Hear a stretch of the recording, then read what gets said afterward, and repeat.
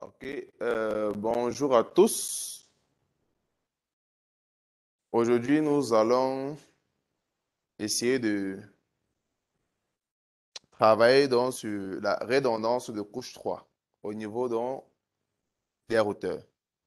Nous avons vu la semaine passée la redondance au niveau de la couche 2 avec le spanning tree et on a vu comment est-ce qu'en fait le spanning tree se manifestait dans un réseau. Quelles étaient les conséquences en fait de pouvoir gérer la redondance au niveau des suites sans le fonctionnement du spanning tree. On a eu à relever quelques problèmes, à savoir les tempêtes de diffusion, le transfert des trames en boucle et également l'instabilité de la table macre. Ce sont les trois éléments qu'on a eu à soulever. Et on a donc vu donc avec le spanning tree, on pouvait donc résoudre ce problème-là pour permettre une meilleure gestion du trafic entre nos commutateurs lorsque nous implémentons le spanning tree. Et on a également vu les différentes versions du spanning tree qui existent. Aujourd'hui, donc maintenant, on reste toujours dans le même concept de la redondance, mais cette fois-ci au niveau des routeurs. Alors, l'idée vient de quoi? En entreprise, il peut arriver qu'en entreprise, nous ayons quoi? Plusieurs accès Internet. Mademoiselle, nous avons commencé. Vous posez le téléphone. En entreprise, par exemple, on peut avoir plusieurs accès Internet. OK? On décide que pour éviter un point de défaillance unique, on peut avoir deux entrées Internet. On souscrit chez deux fournisseurs d'accès différents pour avoir Internet de manière simultanée en entreprise. Alors, comment est-ce qu'on peut implémenter pour pouvoir utiliser nos deux accès Internet de manière simultanée, mais surtout en fait que si une ligne tombe en panne, que l'autre en fait reste active et prend le relais. Sans que les utilisateurs qui sont en dessous, qui travaillent, se rendent compte en fait qu'il y a eu un souci. Là, en fait, on a résolu ce qu'on appelle généralement quoi? Les points de défaillance uniques. Alors, essayons un peu de dessiner ça pour davantage matérialiser.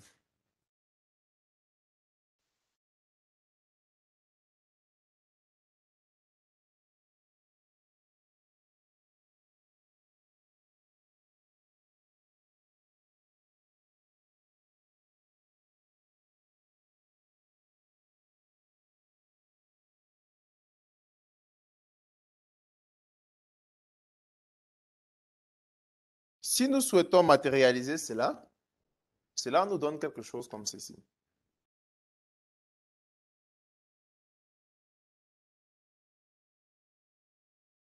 Je vais appeler celui-ci R1 et là R2. Tous deux sont connectés à quoi? Internet. OK?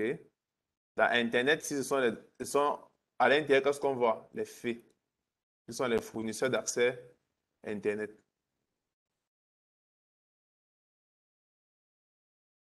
On se comprend?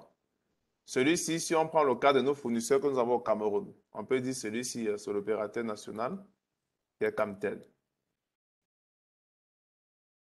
Et là, c'est Orange, par exemple. Ici, on prend la connexion via Orange. OK? Dans l'entreprise, donc, on va faire une interconnexion comme ceci. On peut avoir ici un commutateur de couche 3 sur laquelle on viendra fixer nos deux connexions. Et là, on aura les clients.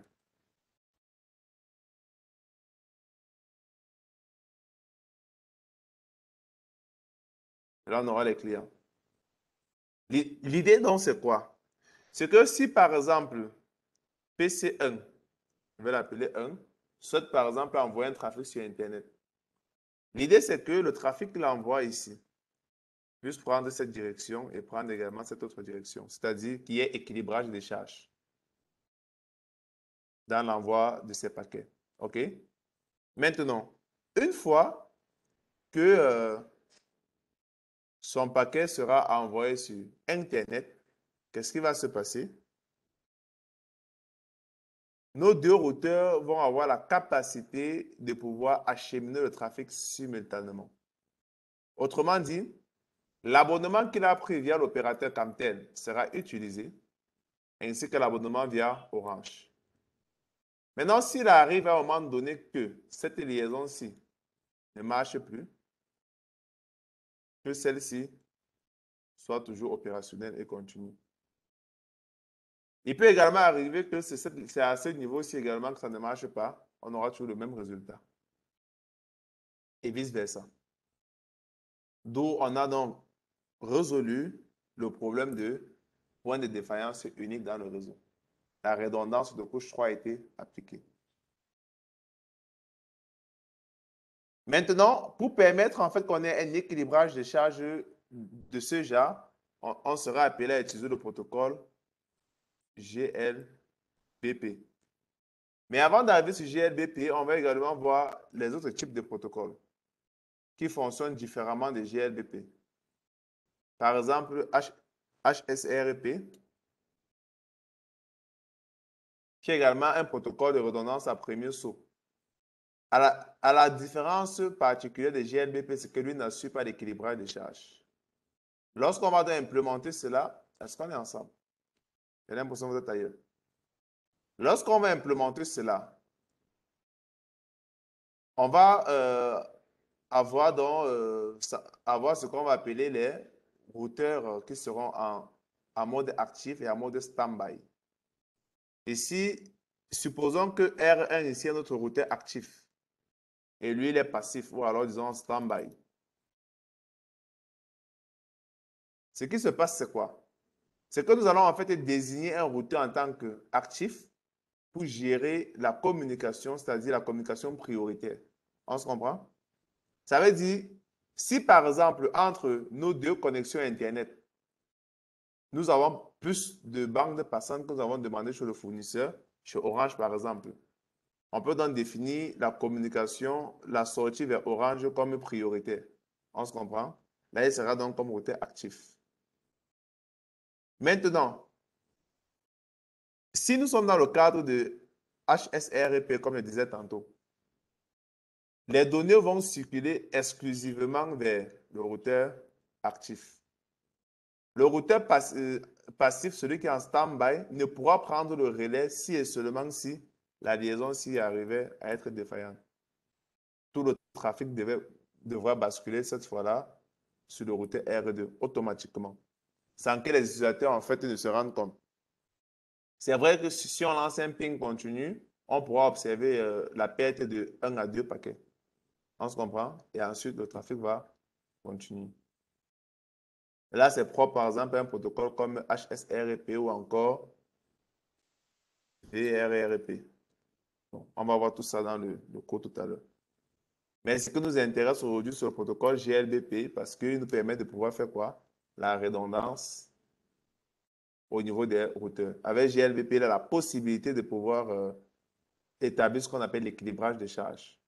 C'est-à-dire, avec nos deux lignes interconnectées, il va faire que le trafic utilise ces deux lignes simultanément, contrairement aux autres.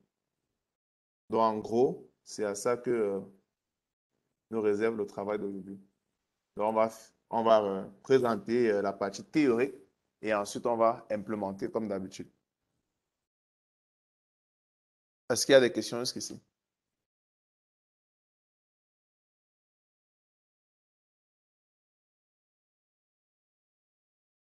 C'est bon? Good.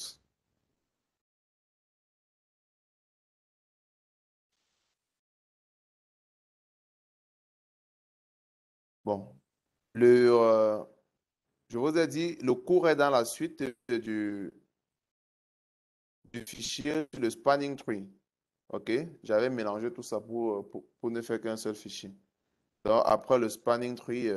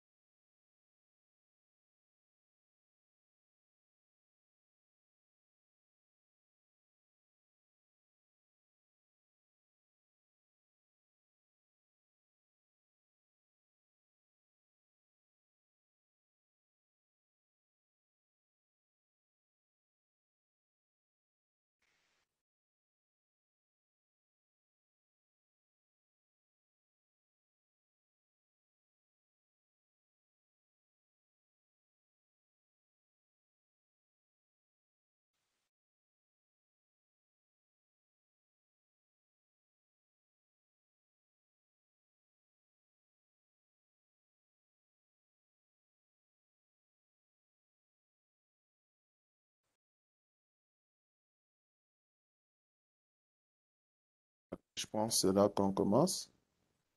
Qui d'entre vous a essayé de lire ça entre-temps à la maison? Qui a déjà quand même parcouru cela?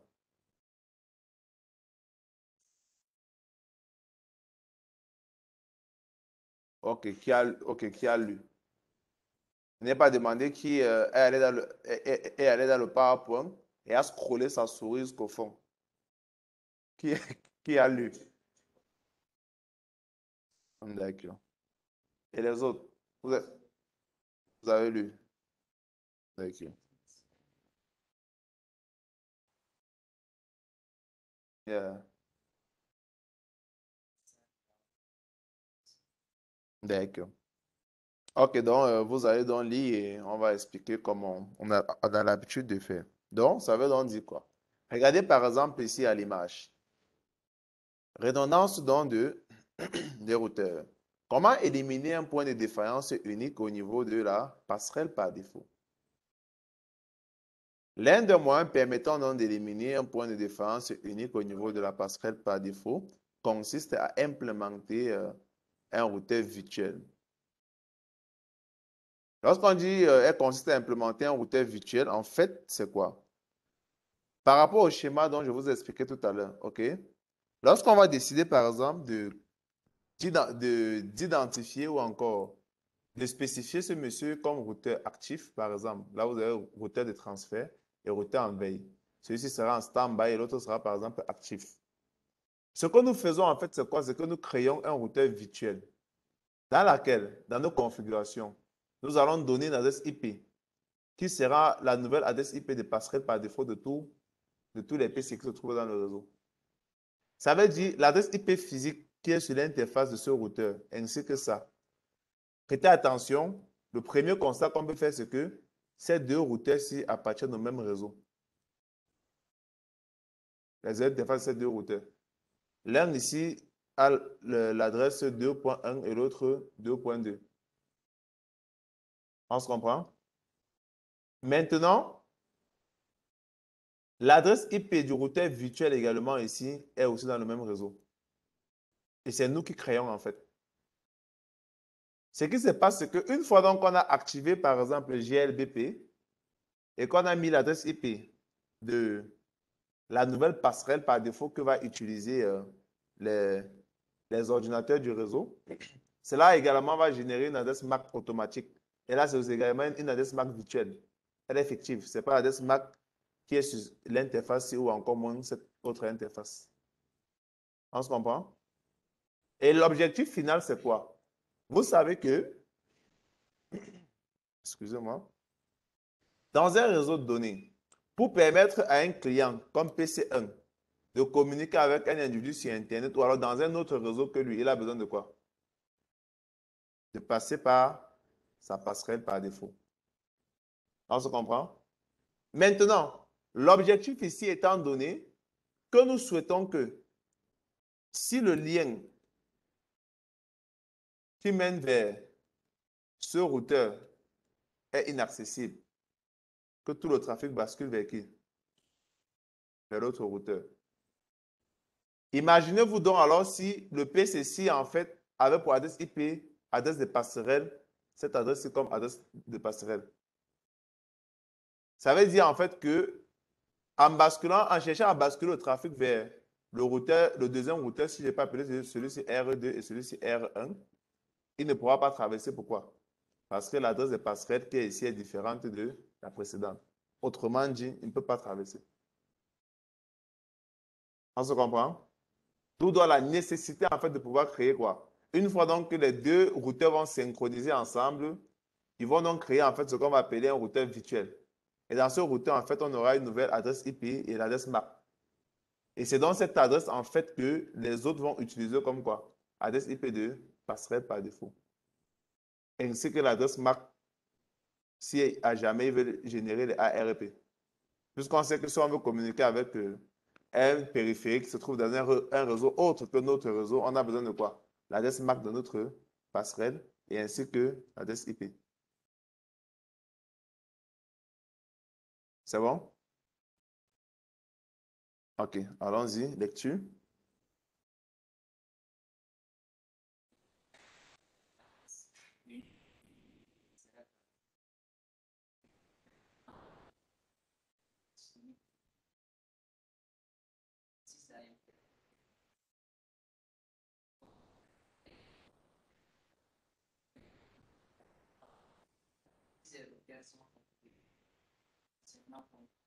de manière à présenter un cœur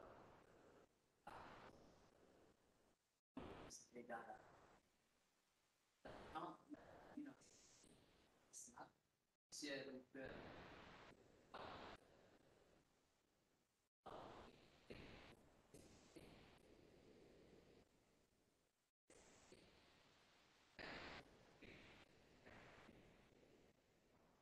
Station de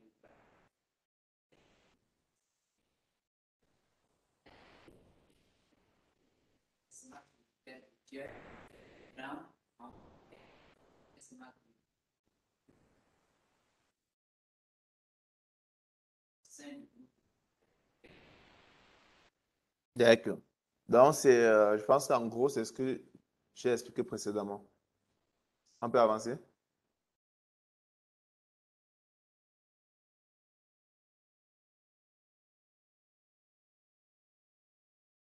OK, on continue à lire, hein. Ouais, ça revient un peu à ce que j'expliquais précédemment. Quelqu'un d'autre lit la page?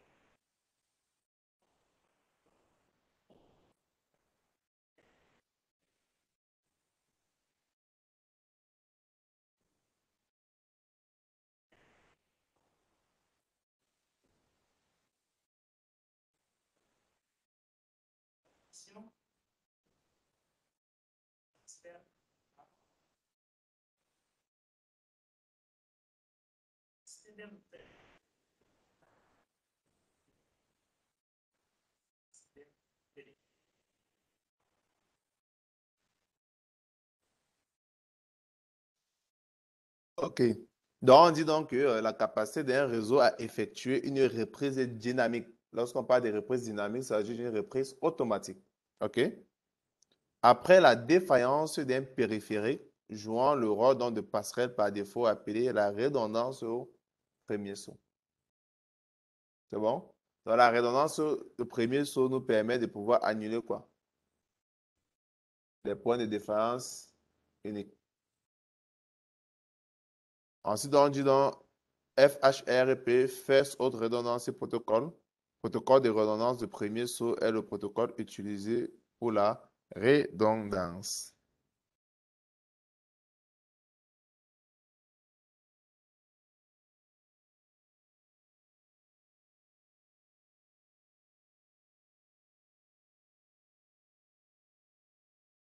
Processus de basculement. Ici, donc, on va un peu expliquer comment est-ce que les routeurs font pour pouvoir basculer. Je pense que tout à l'heure, j'ai déjà expliqué, donc on va essayer de lire et avancer.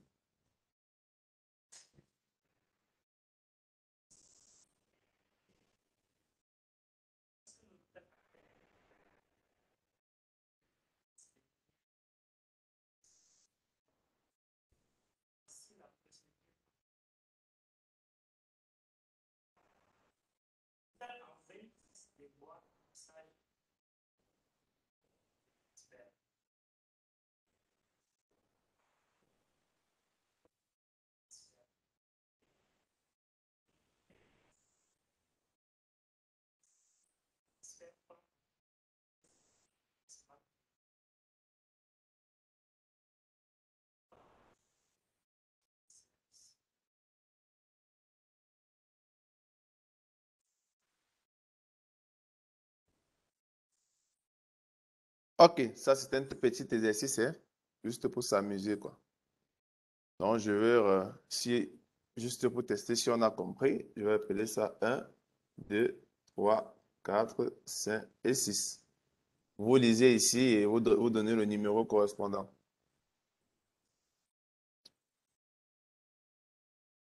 OK, l'exercice c'est pour tout le monde, hein.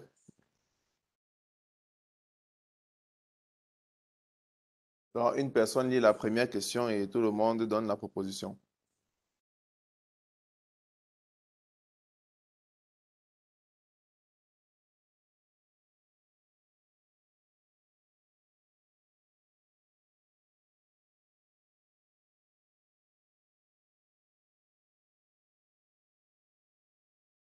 Le 1, c'est quoi?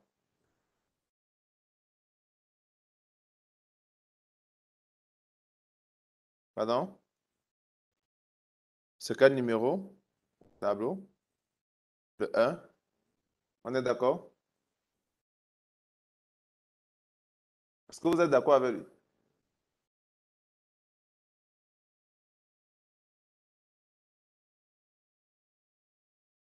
Oui.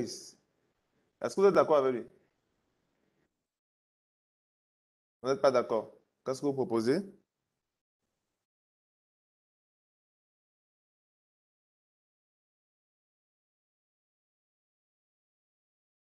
Le 4, qui est adresse IP virtuelle.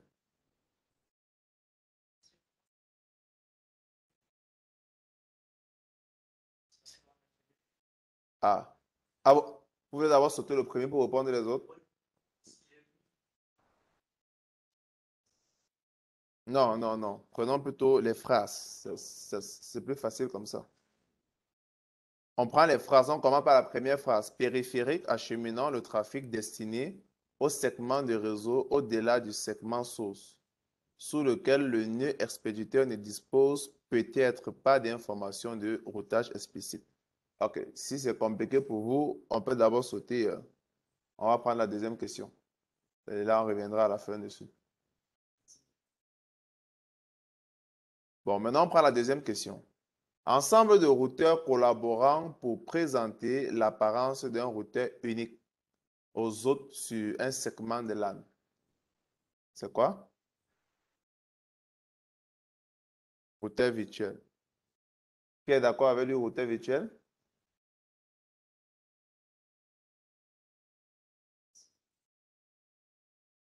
OK, donc, routeur virtuel.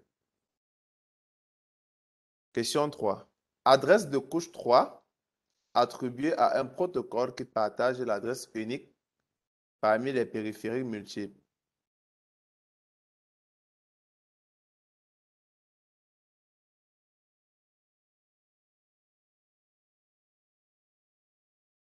Adresse IP virtuelle. Qui est d'accord?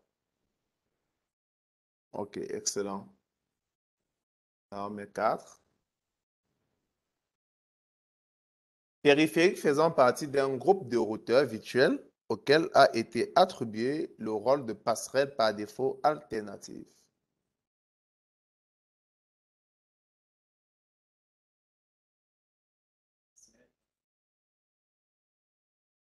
C'est quoi? Passerelle par défaut, routeur de transfert. OK, entendez-vous? On reprend la question. Périphérique faisant partie d'un groupe de routeurs virtuels auquel a été attribué le rôle de passerelle par défaut alternative.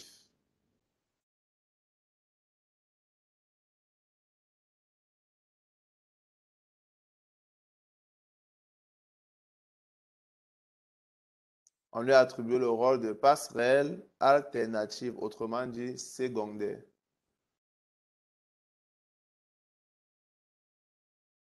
On prend quoi? Routeur en veille. Ok, d'accord?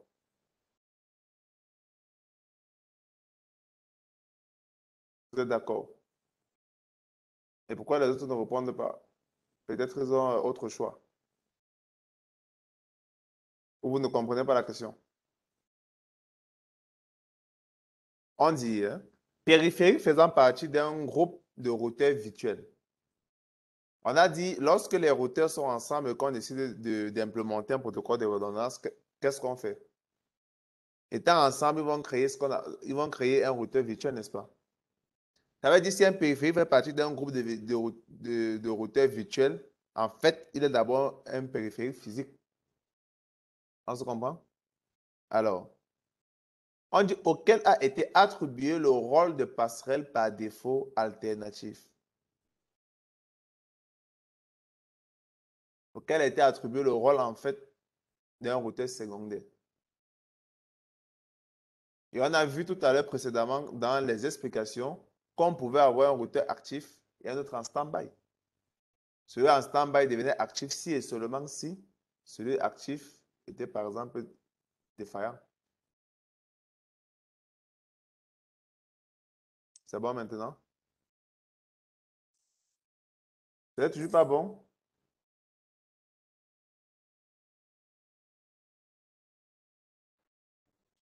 Oui?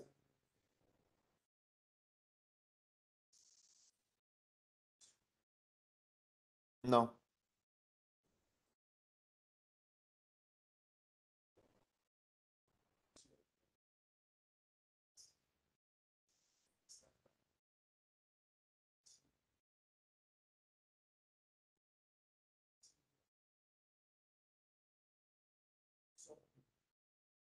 Il envoie, je vais présenter deux cas de figure.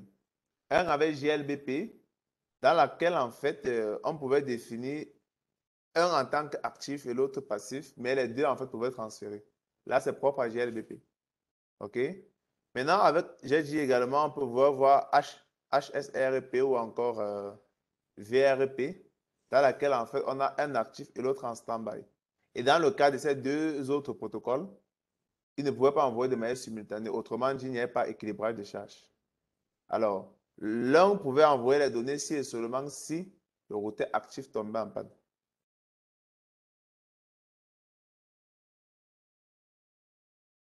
C'est ce que j'ai expliqué précédemment. C'est bon?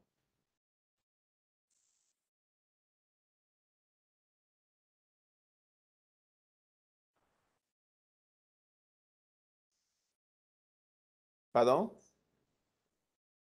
La question 2, oui. Ah, on a dit routeur. Ah, c'est plutôt 3. Ah, j'ai mis 2.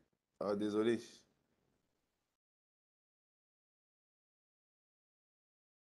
OK. Maintenant, adresse de couche 2 renvoyée par ARP pour une passerelle FHRP. Adresse MAC virtuelle, c'est le 5, n'est-ce pas? Périphérique faisant partie d'un groupe de routeurs virtuels auquel a été attribué le rôle de passerelle par défaut. Routeur de transfert. Et enfin,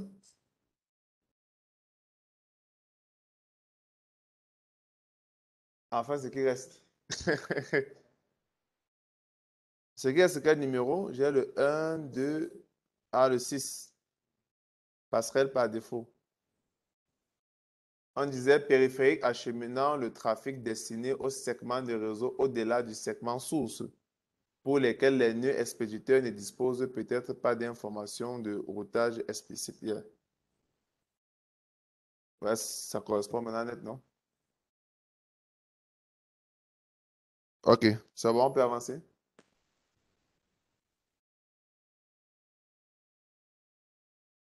Maintenant, ici, on va essayer en fait de présenter quelques types de protocoles de redondance de premier saut. OK? Citez dans les options disponibles pour les protocoles FHRP.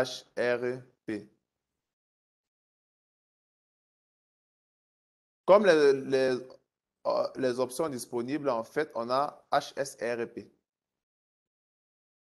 qui est l'un des premiers protocoles. On dit le protocole FHRP propriété de Cisco conçu pour permettre le basculement transparent d'un périphérique IPv4 au premier saut. Le protocole HSRP offre une disponibilité des réseaux élevée par le biais d'une redondance de routage au premier saut pour les autres IPv4 des réseaux configurés avec une adresse de passerelle par défaut IPv4. HRP est utilisé dans un groupe de routeurs pour sélectionner un périphérique actif et un périphérique en veille. Je pense qu'on a expliqué ça, n'est-ce pas? Dans un groupe d'interfaces de périphériques, le périphérique actif est celui qui est utilisé pour le routage des paquets. Le périphérique en veille est celui qui prend le relais en cas de défaillance des périphériques actifs ou alors certaines conditions prédéfinies sont réunies. Autrement dit, Dans un groupe HSRP, si celui-ci est défini en tant qu'actif, c'est lui qui achemine le trafic. Jusqu'au jour où il sera défaillant, que celui-ci deviendra quoi? Actif et pourra transférer le paquet. Ça, c'est ce qui est propre des protocoles HSRP. C'est bon? La fonction routeur en veille HSRP est de surveiller l'état de fonctionnement du groupe HSRP et prendre rapidement la responsabilité de réacheminement des paquets lorsque le routeur actif est défaillant. OK, là également, ce sont les versions pour IPv6. On peut essayer de lire, allez-y, lecture. Là, c'est juste en fait pour capitaliser également quelques éléments dessus.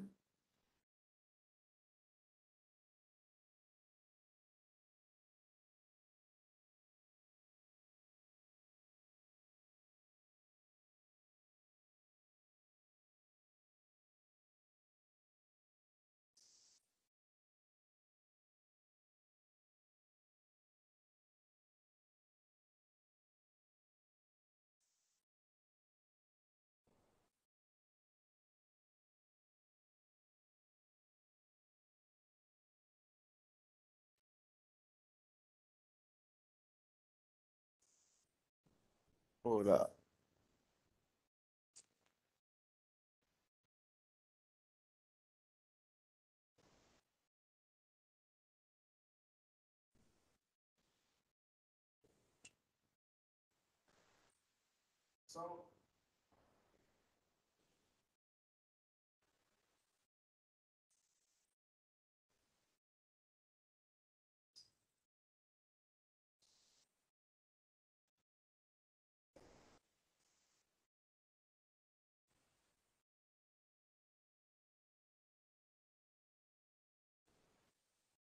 OK, il faut savoir que les RA ici, dans IPv6, en fait, il y a des messages qu'on appelle les messages d'annonce de routeur, ça qu'on appelle RA, Router Advisement.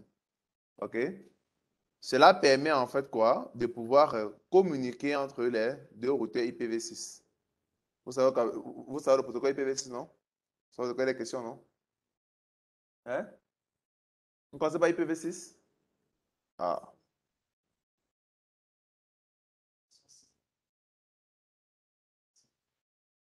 Yeah. IPv6, en fait, c'est le successeur de IPv4, non? Dans certains contrées dans le monde, on ne traite même plus de IPv4. Ok, peut-être si on a le temps, on pourra revenir sur ça un de ces jours. Alors, maintenant, dans les messages, en fait, IPv6, il y a ce qu'on appelle dans les messages d'annonce de routeur. Les routeurs vont donc, en fait s'envoyer dans ces messages-là pour essayer de communiquer. En fait, c'est celui qui est en fait passif qui va passer le temps à envoyer cela pour essayer d'identifier si le actif est toujours à jour. Si il envoie par exemple et que le actif ne répond pas, il conclut en fait que il est défaillant et il prend le relais. Allons-y.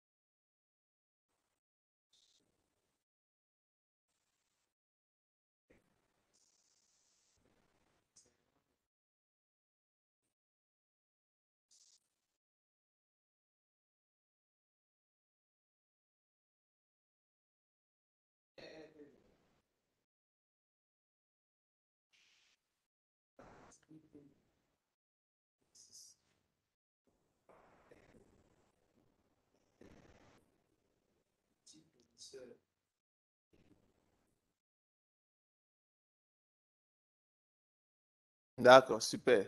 Donc, en fait, ça, c'était qu'un commentaire pour les différentes, ce qu'il y a des différentes versions euh, de ces protocoles-ci, en IPv4 et en IPv6. Donc, on va essayer de parcourir un peu quelques-uns de ces protocoles et tomber également sur notre GLBP. Allons-y.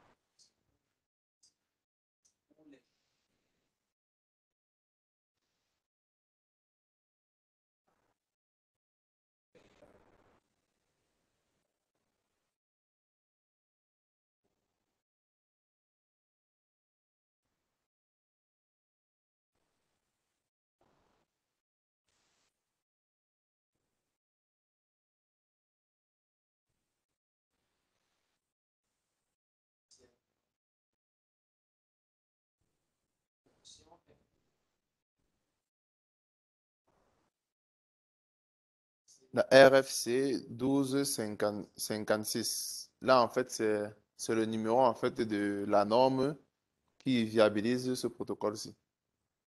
Là, c'est I3E.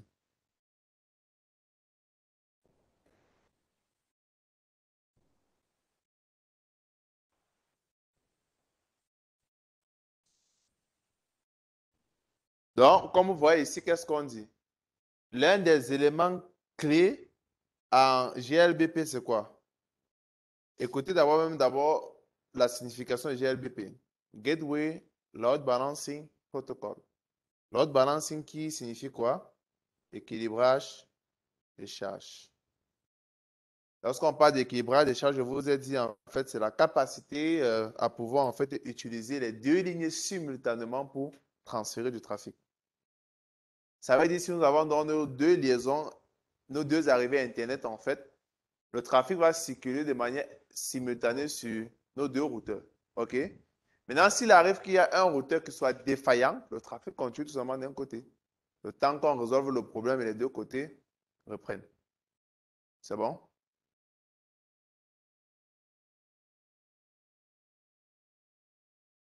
Alors, un petit exercice encore avant qu'on traverse.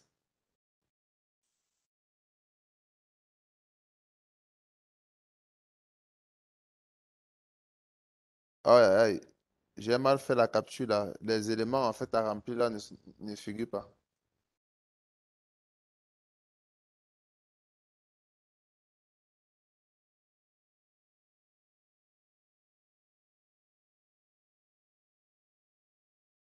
Bon, vérification des commandes là. Ok, bon, lisons quand même ça, mais sauf que qu'on va configurer tout à l'heure, on va taper cette commande là, le show standby, pour essayer d'interpréter. Lisez quand même.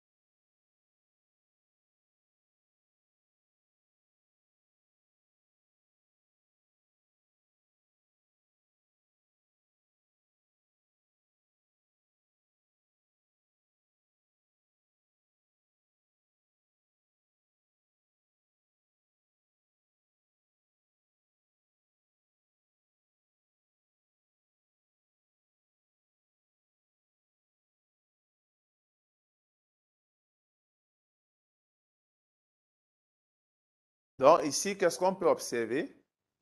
Dans notre résultat, en fait, du show standby, avec notre show standby, qu'est-ce qu'on peut observer? On peut observer dans ce résultat que ce routeur est en quel mode? Actif. Le routeur sur lequel on a tapé la commande, là, ça se voit là. On voit l'état là, il est en mode actif. Ensuite, quelle est l'adresse IP virtuelle qu'il utilise? C'est ça ici. Quelle est l'adresse MAC? Voilà l'adresse MAC.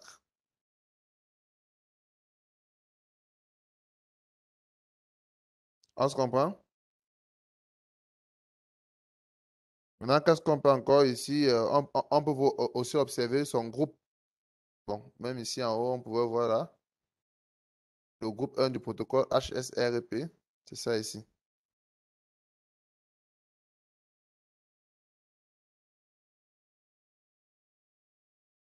Maintenant, ici, qu'est-ce qu'il nous dit? Que le routeur, en fait, qui est en mode standby, voilà son adresse IP, et qui utilise une valeur de priorité de 75. On va voir cet élément de priorité. La priorité par défaut, en fait, est à 100. On se comprend? Maintenant, c'est en fait la modification de la valeur de priorité qui fera que un routeur soit actif par rapport à l'autre. Maintenant, le routeur qui dispose de la priorité la plus élevée devient le routeur actif. Et la valeur de priorité va de 0 à 255. OK?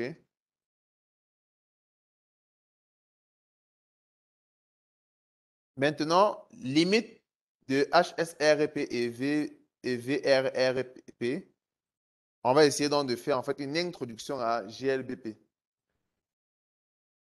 Bon, je pense que de manière globale, c'est ce que nous avons eu à présenter. On dit, bien que les protocoles HSRP et VVRP offrent une résilience de passerelle au routeur en veille du groupe redondant, la bande passante amont n'est pas consommée lorsque les routeurs sont en mode veille. On comprend ce qu'on dit là? On dit en fait que bien que ceci offre donc une redondance, la bande passante en fait de l'autre liaison n'est pas consommée lorsqu'elle a mode veille. On se comprend? Ça veut dire que si nous avons par exemple deux lignes Internet, aussi longtemps que la ligne active sera toujours présente, nous pourrons utiliser la ligne veille, on va payer les frais liés à cela pendant même 2 ans, mais on n'a jamais l'utiliser. Ça, c'est en fait l'une des limites qu'on trouve à quoi? À HSRP et VRP. C'est bon? Seul le routeur actif des groupes HSRP et VRP transmet le trafic pour l'adresse MAC virtuelle. Les ressources associées au routeur en veille ne sont pas entièrement utilisées. Solution donc aux limites de HSRP. Le protocole GLBP est une solution Cisco propriétaire. Là, c'est un protocole propriétaire Cisco. Je pense que je vous ai expliqué ici la différence qu'il y a entre un protocole propriétaire et libre, n'est-ce pas? OK. Permettons la sélection automatique et l'utilisation simultanée de plusieurs passerelles disponibles. Il assure également le basculement automatique entre ces passerelles. Plusieurs routeurs partagent la charge des trames qui, du point de vue du client, sont envoyées à une adresse de passerelle par défaut unique, comme illustré dans la figure. Donc maintenant, pour PC2 qui souhaite communiquer, vous voyez en fait que dans l'image qui s'affiche, PC2 en fait utilise quoi? Les deux routeurs simultanément pour envoyer le trafic sur Internet. C'est bon? Maintenant également, ici, on peut aussi taper la commande bon, avantage de GLBP. Avec le protocole GLBP, vous exploitez les ressources de façon optimale sans la charge administrative liée à la configuration de plusieurs groupes et à la gestion de plusieurs configurations de passerelles par défaut. Les principales caractéristiques du protocole GLBP sont Il permet une utilisation complète des ressources sur l'ensemble des périphériques sans la lourde tâche administrative de création de groupes multiples. Il offre donc une adresse IP virtuelle unique et plusieurs adresses MAC virtuelles. Il achemine le trafic vers une passerelle unique répartie entre plusieurs routeurs. Il effectue un nouveau routage automatique en cas de défaillance. C'est-à-dire, une fois qu'une liaison est défaillante, il va effectuer un calcul rapide pour le basculement. Utilisons la commande show GLBP pour vérifier l'état GLBP. La figure indique donc que le groupe GLBP1 est actif et que son adresse IP virtuelle est le 192.168.200. Je pense que c'est ça également qui est mis en surbrillance là sur l'image. OK. Là, donc, ce sont quelques configurations que j'ai gardées pour vous. Donc, voilà donc les commandes de configuration que nous allons utiliser. Dans le support que vous avez, il n'y a pas ça dedans, hein? Donc ne cherchez pas. J'ai complété ça en fait récemment. Donc je vais vous remettre le nouveau support aussi. OK? Avec les configurations dedans et quelques explications liées à ça. Et la présentation est terminée. Donc ici à là, on va donc essayer de configurer. Bon, je vais ouvrir mon packet tracer pour vous montrer en fait la topologie que je souhaite que nous réalisons. Maintenant, vous allez câbler cela sur la baie avec les équipements qui sont là, en fonction de ce que j'ai fait ici. OK? Vous allez câbler la même chose. Je souhaite vous laisser faire cet exercice pour en fait avoir la main également sur l'utilisation du matériel.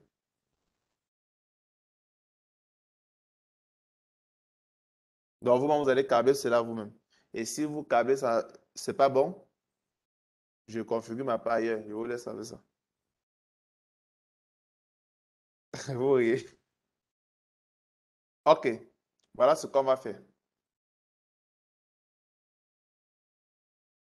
On va configurer un truc comme ceci. Ça veut dire, vous allez choisir deux routeurs là. Vous pouvez prendre les deux routeurs du dessus. Bon, ici, dans l'exemple ici, moi j'ai mis deux switches là, mais ça ne sera pas nécessaire de mettre deux switches. C'est vrai qu'il y a autant de switches là. Il y a combien de switches sur le rack là-bas? Il y a 4 switches. C'est vrai, ça peut résoudre, mais pour moi, ce n'est pas nécessaire. Mais si vous voulez, respectez ça, ce n'est pas un souci. Il y a 4 switches sur la baie, je pense que ça va donner. Alors, maintenant, le switch 1 sur lequel on a déjà configuré là. OK. Euh, je souhaite que vous utilisez le switch là pour la liaison-ci. Dans le premier switch, je ne sais pas quel nom il y a sur la baie là. Le premier switch là, vous allez utiliser pour interconnecter les deux routeurs comme ceci. Sur les interfaces respectives G01, G01. OK? Maintenant, sur les interfaces G00, G00, vous allez aussi mettre ça sur deux autres switches ici et créer une liaison aussi entre ces deux switches. On se comprend? Maintenant, ce réseau-ci doit être, ce réseau doit être le 192.168.1.0/24. Et 1.20 ici, c'est l'adresse IP du routeur virtuel que nous allons configurer. Et qui sera aussi quoi? L'adresse que nos PC auront comme passerelle par défaut. On se comprend? Parce qu'à la fin, pour pouvoir simuler et tester si notre connexion marche bien, il faudrait qu'on soit capable de pouvoir, à partir du PC qui est ici, de faire le ping là. On va faire un ping continu dans cet équipement-ci, qui sera un commutateur de couche 3.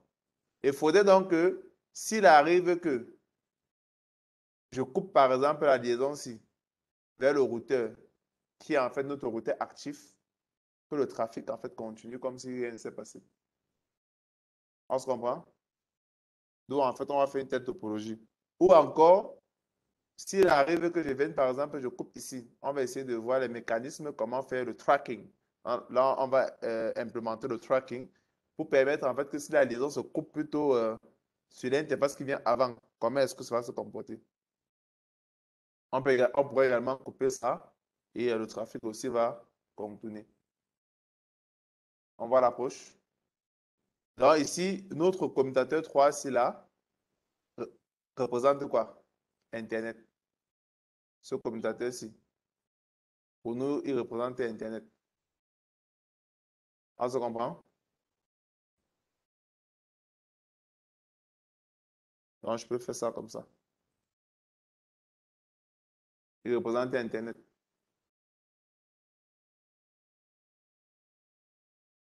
C'est bon? Le principe est acquis.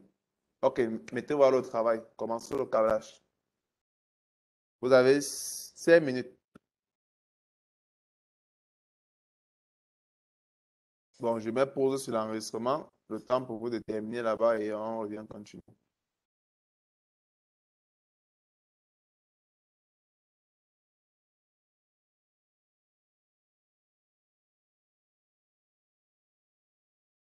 Vous avez terminé le câblage? OK, dans ce cas, si le câblage est fini, on commence les configurations.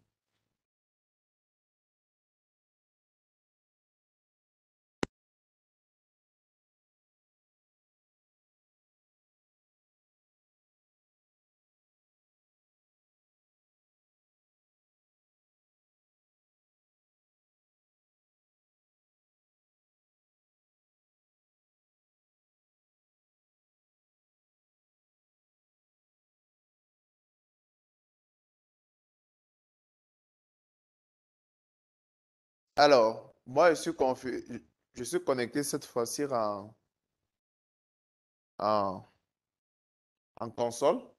Vous allez jouer avec les différents. Vous allez débrancher les câbles, les mettre positionnés les routeurs qu'il faut en console. Si c'est nécessaire que je vous crée l'accès à distance, je le fais rapidement.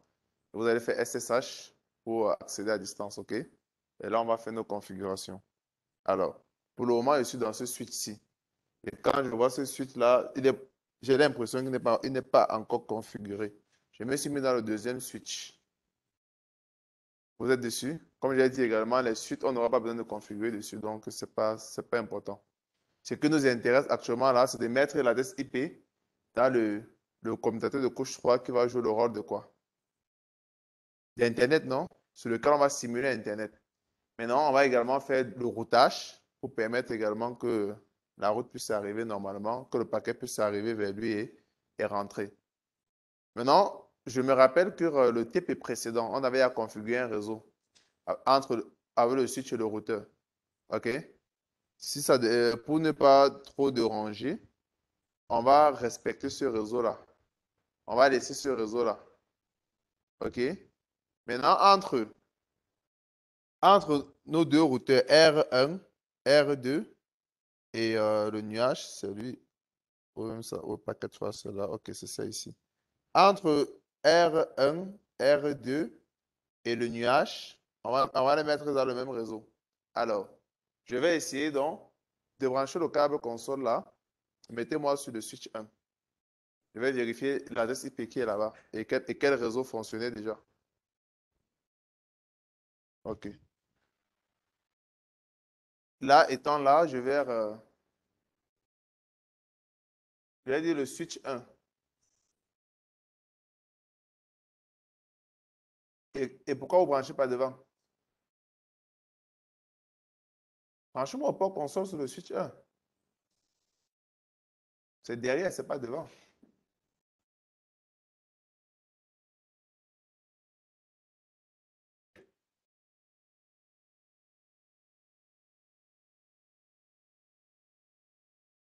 OK.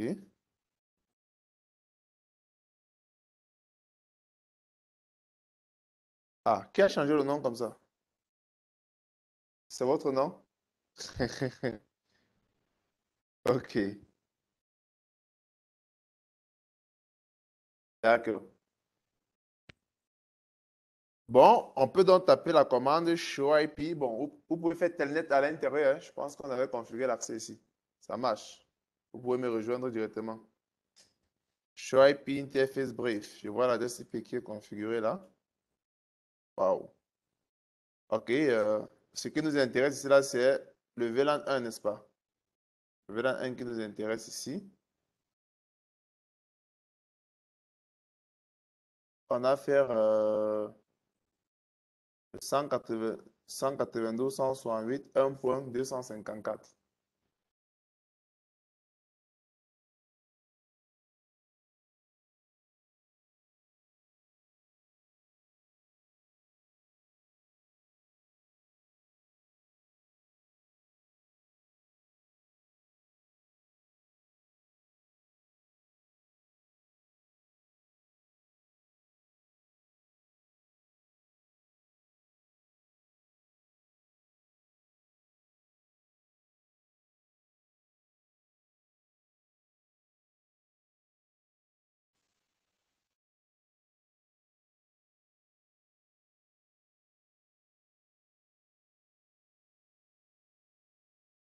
C'est bon? Tout le monde est dans le switch? Ah, ok. Vous êtes connecté. Ah, ok, je vois, je vois. Bon, vu que en principe, il n'y a pas de lien entre cela, débranchez vos câbles sur le switch auquel vous êtes censé fonctionner. Vous mettez ça sur le switch, sur le commutateur de couche 3 qui va simuler Internet. Mettez-vous dessus directement.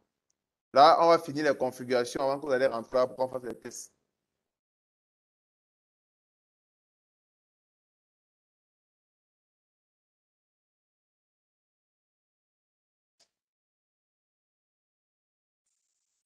Donc, tout le monde vient au switch 1. Bon, rappelez-vous aussi qu'on avait configuré les VLAN. Peut-être qu'on identifie encore. OK. Je vais faire basculer tous les ports au VLAN 1 pour éviter que.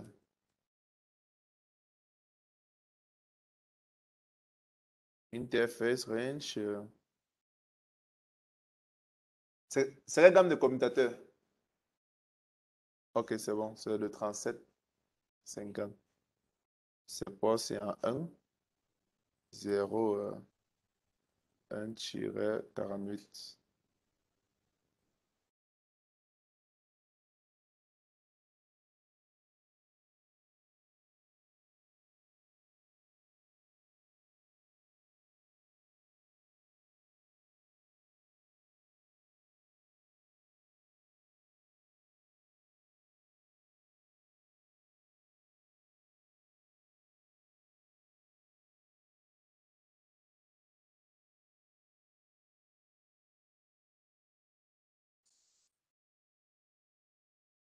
D'accord. OK, tous les ports appartiennent au VLAN 1. C'est bon.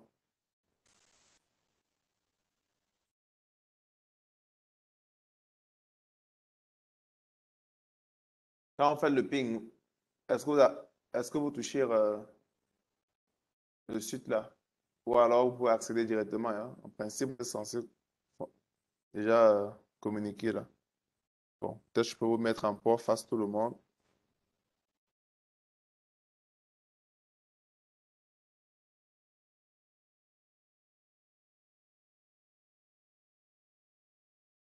Je vais mettre tout le monde en port face parce qu'il y a des liaisons qui vont sur les routeurs.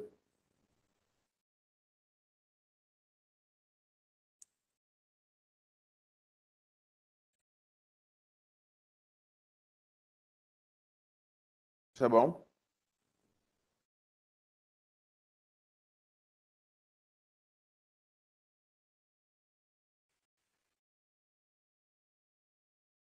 Vous êtes connecté au site déjà. D'accord. Alors, faisons ensemble ceci. Do show, ou alors je vais en mode privilégié pour taper toute la commande. Show IP interface brief. Ça en fait pour voir le résumé des interfaces. Ce qui m'intéresse ici, en fait, c'est de pouvoir voir la DCP qui est configurée. Nous, on se travaille le VLAN 1. On se rend compte qu'il est en hop-hop. C'est bon. À hop-hop, là, c'est bon. Maintenant, je vous ai dit, on va activer le routage entre nos différents équipements. Bon, pour le routage, en fait, je ne vais pas expliquer, hein. Je vais se taper, vous allez reproduire la même chose que moi.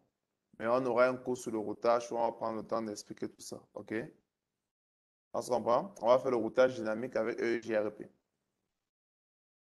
Allons-y en mode de configuration globale. Router, EIGRP, WAN. Ah, on a oublié d'activer le routage. Comme c'est un switch. Faisons IP routing. On valide. Maintenant, je rappelle ma commande avec de EIGRP tout à l'heure.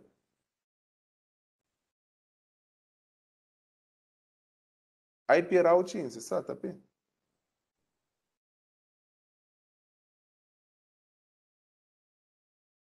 C'est pour activer le routage. Puisque nous sommes dans un switch. Au préalable, il le faut.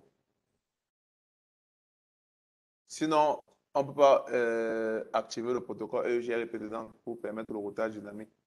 C'est bon? D'accord. On valide. Maintenant, network. Quel est le réseau qu'on souhaite activer à l'intérieur? C'est le réseau 1, n'est-ce pas? C'est le réseau 1, non? On se comprend? C'est le réseau qui a l'adresse IP de notre switch, non? Pourquoi vous me regardez comme... Tout à l'heure, on a fait IP interface brief. On a vu que le VLAN 1 avait quel réseau? 1.254. Il avait l'adresse IP 1.254, non? Alors, c'est le réseau 1.0 qu'on souhaite mettre dans le routage.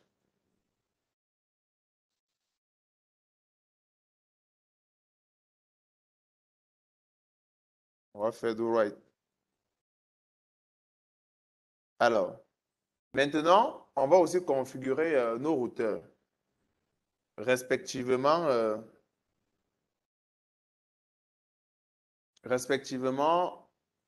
aux adresses IP de ce réseau. Ça veut dire nos deux routeurs, les interfaces G01, G01 de nos deux routeurs doivent être dans le même réseau que quoi? Que le switch. On se comprend? On se comprend pas? Je reviens dans paquet 3 sœurs. Ça, c'est Internet. Nous venons déjà de configurer tout dans Internet pour que le trafic passe. On se comprend? Ça veut dire si à l'heure actuelle, si j'envoie un trafic provenant d'ici à là, lui sera capable de savoir que le trafic vient d'ici et de répondre là. Ou si ça vient d'ici, il répond également. C'est ce que nous venons de faire. On a fini avec la configuration au niveau du fournisseur. Maintenant, sauf que pour que ce routeur-ci puisse communiquer avec le switch-ci et celui-ci également, il faudrait qu'il soit dans quoi? Le même réseau que celui-ci. C'est de ça dont je parle. Maintenant, il est question pour nous de faire quoi? De revenir sur nos routeurs et d'activer, de mettre les adresses IP conformément à ce réseau. Et également de pouvoir activer les interfaces G00. Maintenant, on se rend donc compte que les adresses IP utilisées là, le 192.168.1 est déjà utilisé plutôt ici. Donc, par rapport à notre topologie, qu'est-ce qu'on fait? On va se modifier là. Et ici, dans le LAN, on va utiliser plutôt l'adresse 10. Ça veut dire l'adresse virtuelle, c'est également change. Ça devient 10.10.20. J'espère qu'on se comprend. Jusqu'ici, on se comprend? On peut continuer? C'est vrai que lorsque c'est dans les équipements montés il y a sur le rack là, ça devait avoir fou dans la tête. Et c'est cette conception, en fait, en tant qu'administrateur, que vous devez garder.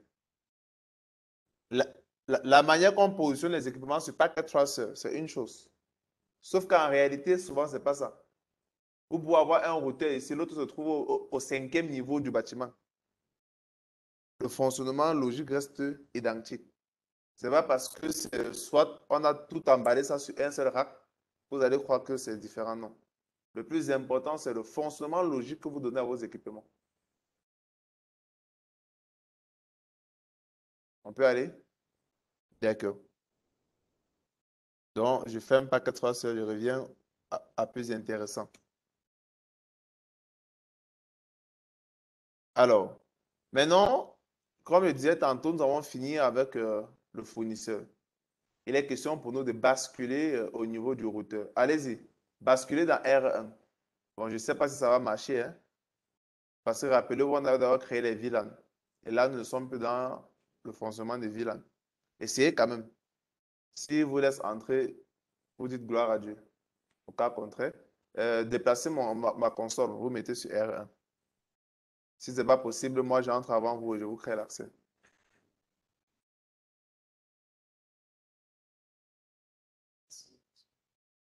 Oui, débranchez sur le switch et vous me mettez sur le routeur. Ah non. C'est maintenant derrière cette fois-là. C'est maintenant pas devant. Ok, super. C'est sur la console que vous avez branché?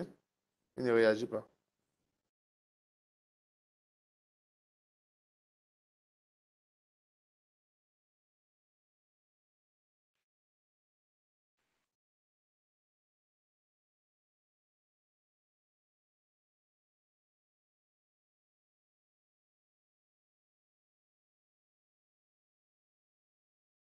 Good.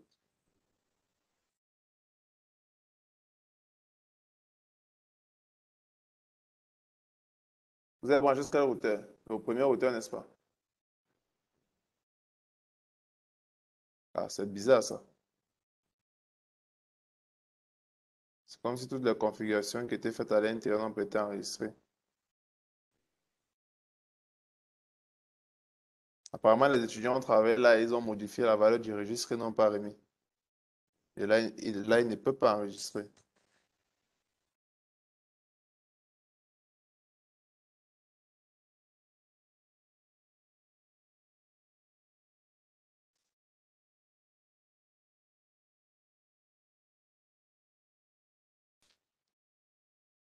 Ouf.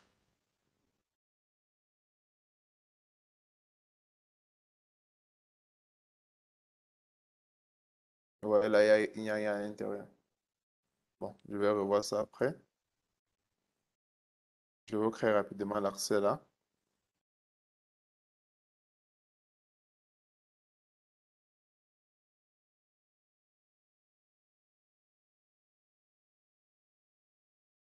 C'est G01, n'est-ce pas? Qui est connecté au routeur du fait. Du moins, selon ma topologie, code 2, c'est G01.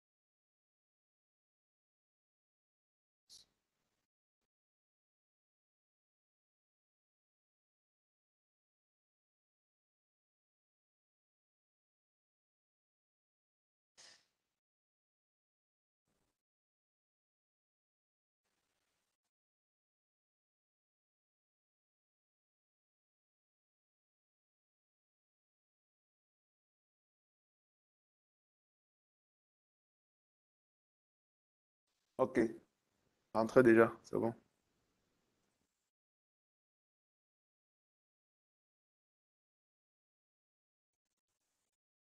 Internet. Vous avez déplacé mon câble. Je vous ai demandé d'entrer dans le routeur, je vous ai créé l'accès. Remettez mon câble sur le routeur.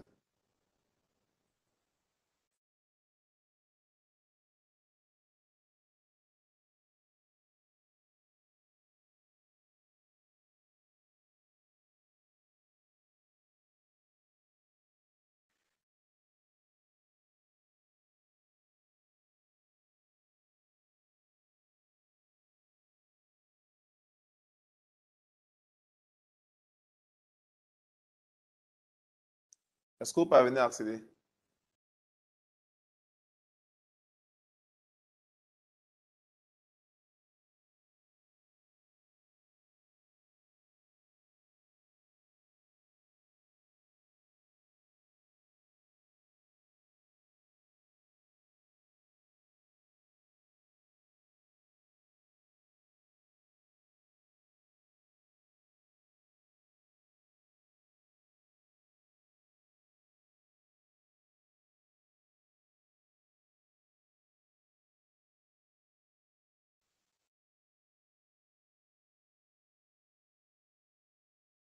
je vais d'abord mettre pause là, le temps de gérer le problème de registre. Bon, étant donc à l'intérieur, faisons ceci, hein, de show interface brief. De show IP d'abord, interface brief. On se rend compte que l'interface G01 a été configurée, n'est-ce pas? OK? Et son statut, c'est hop, hop. C'est bon. Allons-y ensemble, donc on va configurer l'interface G01. G00, autant pour moi. Maintenant, sur G00, il appartient à quel réseau? Le réseau 10, non? C'est ce qu'on s'est dit tout à l'heure, non? Allons-y ensemble. Interface G00. IP address 10.10.1. 3 fois 255, 0. Fais-moi shutdown.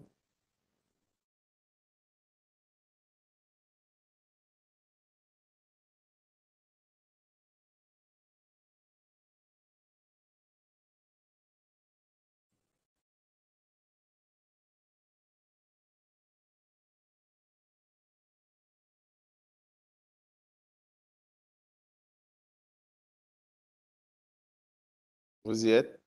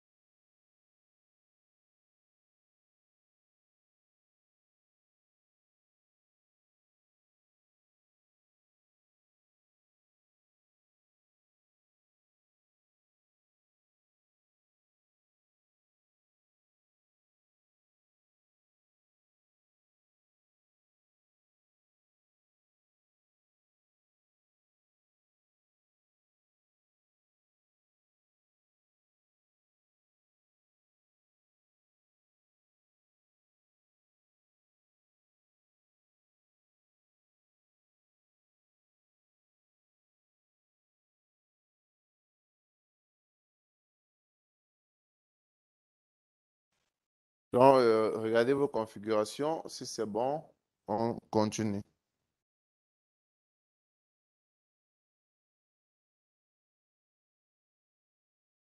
Je vais vous demander d'apprendre à tabuler. Et là, ça va vous aider à avoir la bonne orthographe de ce que vous voulez faire.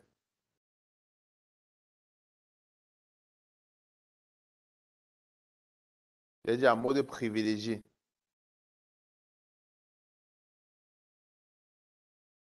En mode privilégié, vous tapez Terminal Monitor.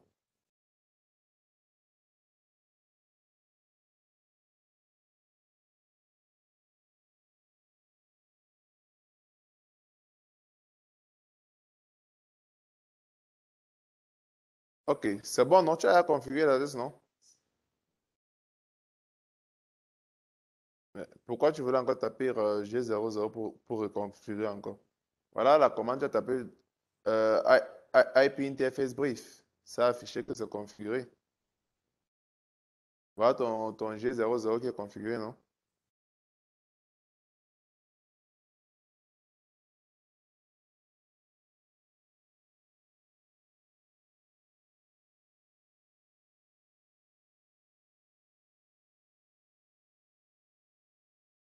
Voilà. Vous voyez que vous avez fait, vous avez le message de journalisation là.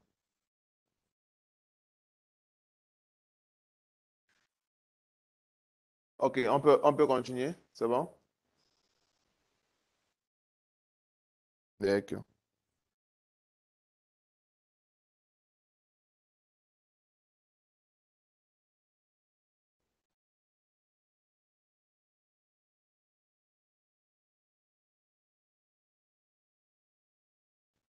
Bon, en principe également, je pense que la prochaine fois, on risquera de travailler directement dans le laboratoire, hein, parce que euh, le code araignée là,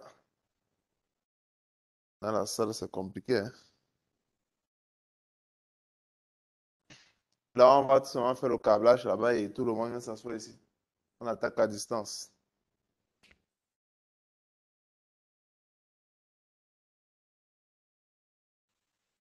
OK, une fois donc que nous sommes à l'intérieur, nous avons donc fini nos configurations. On peut taper la commande show pour vérifier. OK, c'est bon. C'est bon pour R1. Alors, faisons do right, on enregistre. Même comme ça n'a pas s'enregistrer. Euh, faisons le routage. Comme on a fait dans le suite aujourd'hui. On va faire route EGRP1, network. On met le premier réseau. Vous allez avoir ce message de synchronisation. Si vous n'avez pas ça, c'est qu'il y a un problème. Donc, comme nous sommes dans les mêmes équipements, vous allez avoir.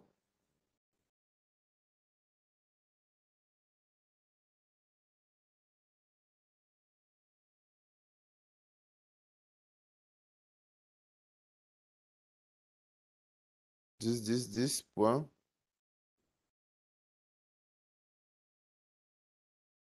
point 0. Do right.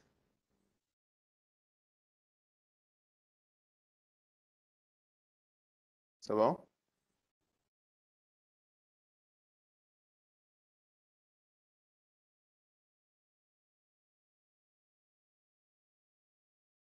Si c'est bon, on passe dans le routeur R2.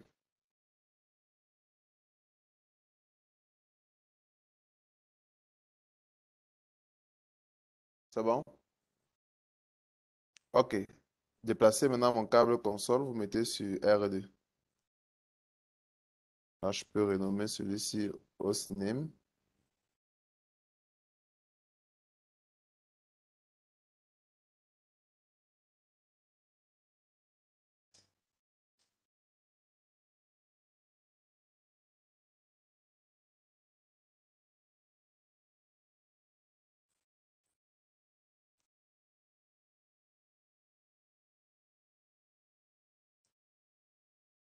Hostname R2.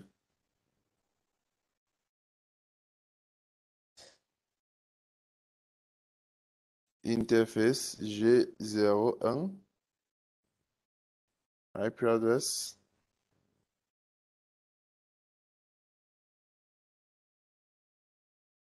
1.2.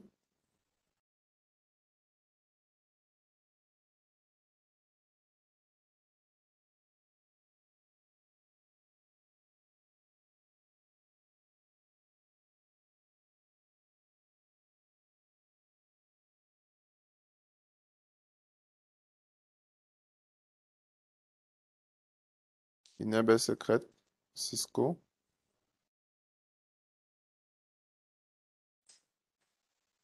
Username, ça.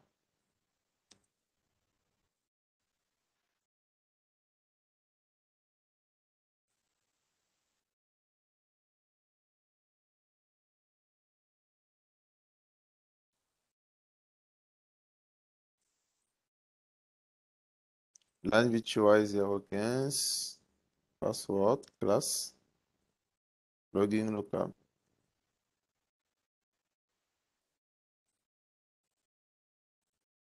Ok, merci.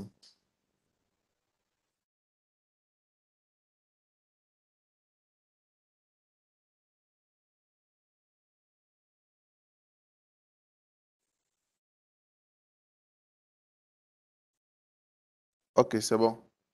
Allez-y dans R2.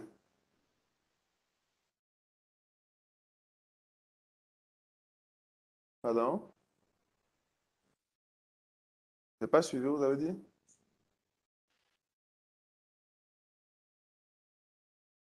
Ce que vous voyez taper les commandes là, j'espère qu'on n'était pas en train de faire ça dans R1.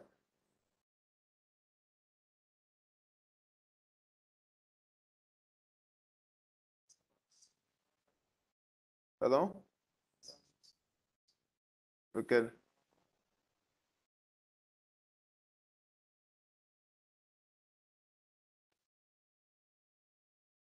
Vous n'êtes pas dans R2. C'est parce que lui, il a fait la même chose que tu es en train de faire dans R2. C'est ça, non?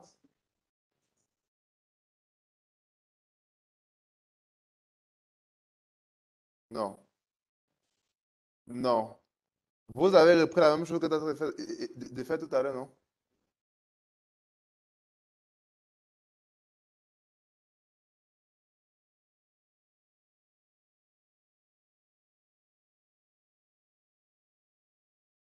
Non. Si lui, il a fait tel pour être dans R2, ça, c'est une chose. Sauf que pendant que je travaille, je l'ai vu aussi en train de travailler. Et il ne pouvait pas être dans R2. Ça veut dire la même chose que moi je suis en train de faire dans R2. Il a rechangé toutes les configurations de R1. Et c'est la raison pour laquelle vous étant dans R1, vous voyez maintenant cette configuration.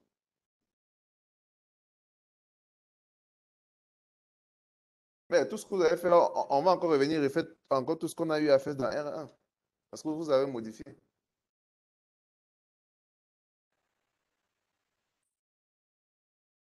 Mais ça change quoi? C'est ce que vous venez de taper en fait qui fonctionne.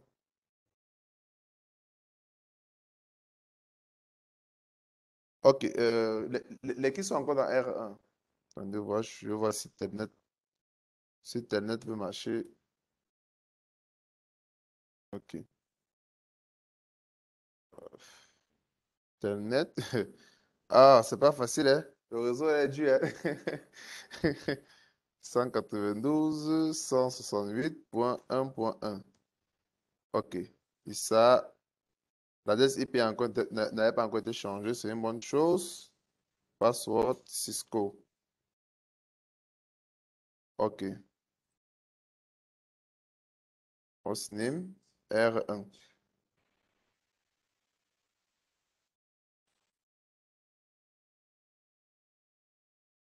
Show IP interface brief.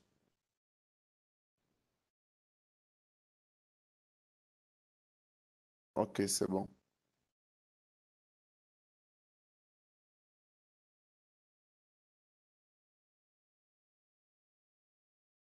Mon cher ami, tout à l'heure, j'ai demandé de changer le câble console. C'était pour aller dans R2, configurer l'accès distant pour donner l'accès, non?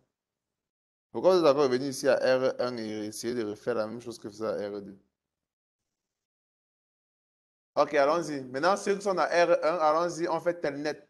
Vous tombez à R2, en mode privilégié. Ou alors vous faites do en mode en configuration globale. Étant en mode privilégié, vous faites telnet et vous mettez l'adresse IP de R2, qui est point 2. Dans sur R1, sans sortir du terminal. Parce que le terminal là, vous faites ça. Telnet 192.168.1.2. 2, c'est l'adresse qu'on a mis sur R2, non? Vous validez. On vous demande le username. Vous mettez ça. Password. Cisco. Ah, c'est classe. C'est classe qu'il a mis là-bas. Ah, je t'ai pas au courant, hein.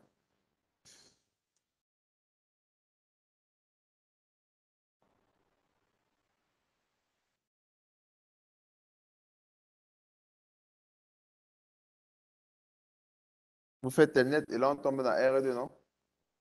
Maintenant, si tout le monde est dans R2, on continue notre exercice. On va aller donc ensemble maintenant sur l'interface G00 pour configurer la IP de notre réseau 10 de départ. C'est ça ici pour respecter notre topologie. C'est ça ici. Actuellement, nous sommes tous où? Là, dans R2. Ce que nous venons de faire, c'est quoi? On a configuré, j'ai configuré l'interface ici pour vous permettre que vous, qui êtes ici, vous tombez là-dedans. On se comprend? Maintenant, actuellement, qu'est-ce que vous avez fait? On était ici tous dans R1. Vous avez fait telnet pour tomber ici. Parce qu'il y a eu l'adresse IP ici. Et entre le routeur et le switch, il y a communication. Entre le switch et ce routeur, également communication. C'est en fait. Mais c'est vrai qu'on est directement passé de R1 pour R2. Mais le trafic va passer via le switch avant d'arriver ici. On comprend la logique? Maintenant, une fois que nous sommes tous là, on va donc configurer l'adresse IP pour ce LAN-ci sur l'interface G00. Tout à l'heure, on a configuré ici, on a donné le 10.1 pour l'interface ici. Cette fois-ci, on va donner le 10.2 ici. On se comprend? Ok, allons-y. Vous voyez que si on ne traverse pas 4 heures, c'est qu'on avait fini l'exercice depuis. Ok. Interface G00. IP address.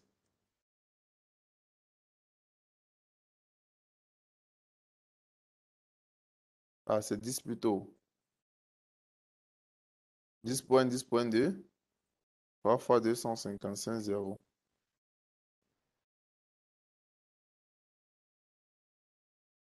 No shot.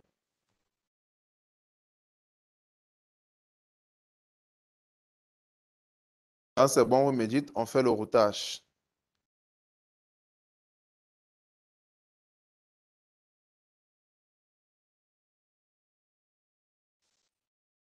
C'est bon?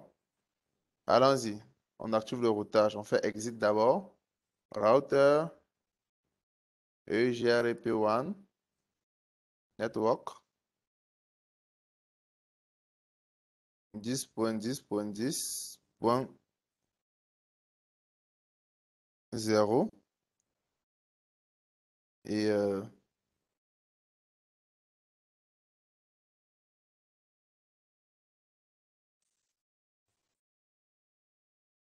192.168.1.0. Là, on annonce les deux réseaux que nous avons sur notre routeur. OK? Vous faites do right. Là également, c'est bon.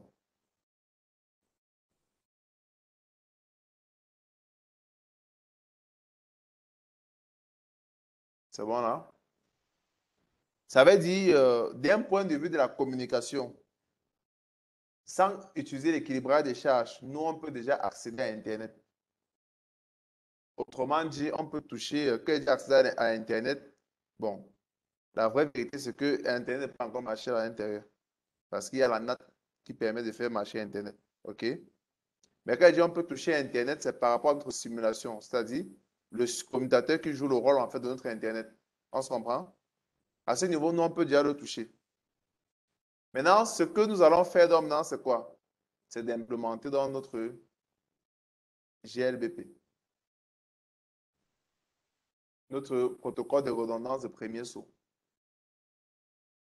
Parce que pourquoi est-ce qu'il dit qu'on peut toucher? On peut toucher si et seulement si. Regardez, je reviens pas 4 fois pour mieux vous expliquer. Imaginons que je mette l'adresse IP ici, là, sur le PC ici. OK? Et qu'il décide de mettre comme adresse IP de passerelle par défaut, l'adresse IP de ce routeur-ci. Ça veut dire si je fais le ping de là à là, je vais atteindre, n'est-ce pas? Mais sauf que si je coupe la liaison-ci, cette liaison-ci, par exemple, je fais encore le ping ne passera pas. Qui peut me dire pourquoi? OK. Parce qu'en fait, cette machine-ci a l'adresse de la passerelle de ce routeur-ci et non de l'autre routeur que nous avons à côté. On comprend la logique? Maintenant, nous allons configurer en fait notre GLBP qui permettra de faire quoi? À ce que notre routeur ait quoi plutôt? L'adresse IP des passerelles virtuelles pour le routeur virtuel que les deux routeurs vont créer ensemble. Et plus l'adresse MAC qui sera associée à ça. C'est bon? On se comprend? D'accord. Donc, vous allez rester également là. On va configurer. C'est une fois on va terminer les configurations que vous allez donc modifier les adresses sur vos machines en fonction de la nouvelle configuration. Et on va faire donc les tests ping. Là, on va pouvoir débrancher les connexions pour voir comment ça va se comporter. C'est bon? Super.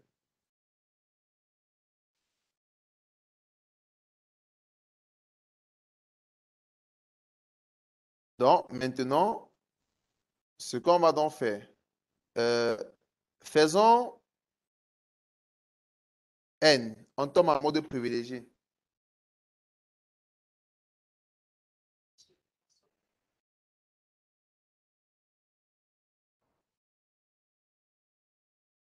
Ok, c'est bien. Vous voulez avoir les messages, non? Pourquoi vous devez vous faire les messages maintenant? Fermez votre terre et vous connectez encore de nouveau.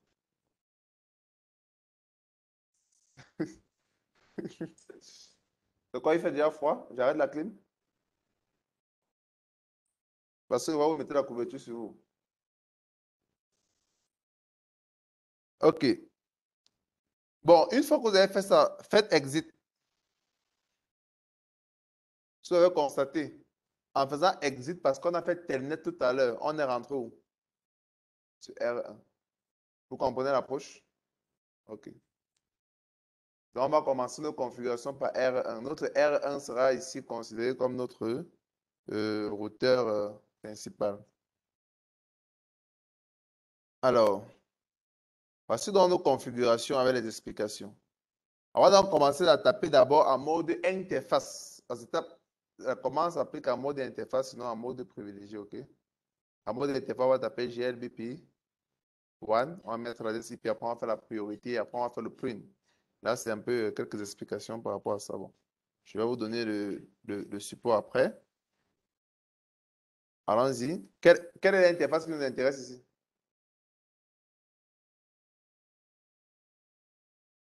C'est quelle interface qu'on est censé travailler?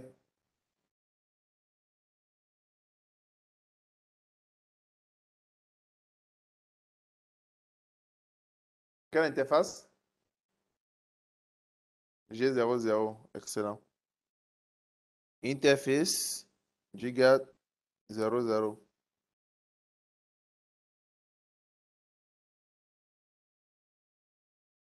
GLBP1. Faites GLBP point d'interrogation. Vous voyez combien de groupes GLBP on peut créer? Jusqu'à 1023.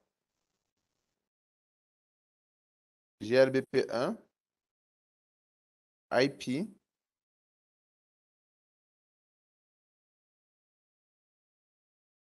IP.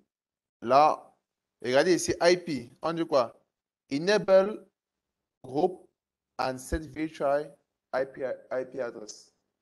Là, on va essayer de créer quoi? L'adresse IP virtuelle qu'on souhaite que nos périphériques disposent pour communiquer. OK? On va mettre 10.10.10.20. On valide. C'est dans cette adresse IP-ci, en fait, que nos ordinateurs auront comme quoi? Passerelle par défaut. Et là, ça permettra donc que, peu importe le routeur qui est actif ou passif, le basculement va se faire sans problème. Parce que les PC ont comme adresse de passerelle par défaut, quoi? L'adresse IP du routeur virtuel. On se comprend?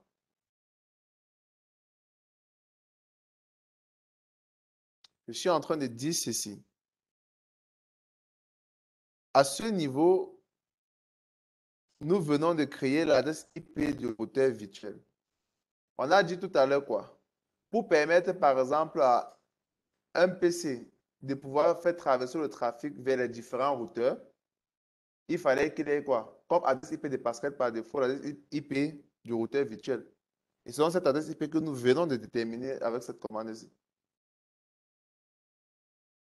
Autrement dit, tous les ordinateurs du LAN auront comme adresse IP de passerelle par défaut cette adresse IP 10.10.10.20 et non l'adresse IP physique qui est fixée sur le routeur. C'est bon?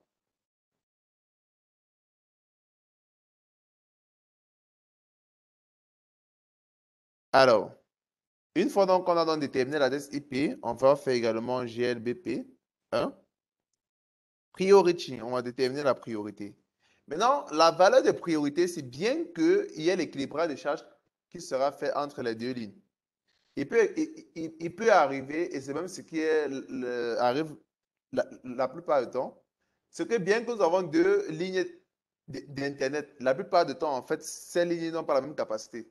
Quand il n'y a pas de capacité, c'est en termes de débit et bande passante. On se comprend?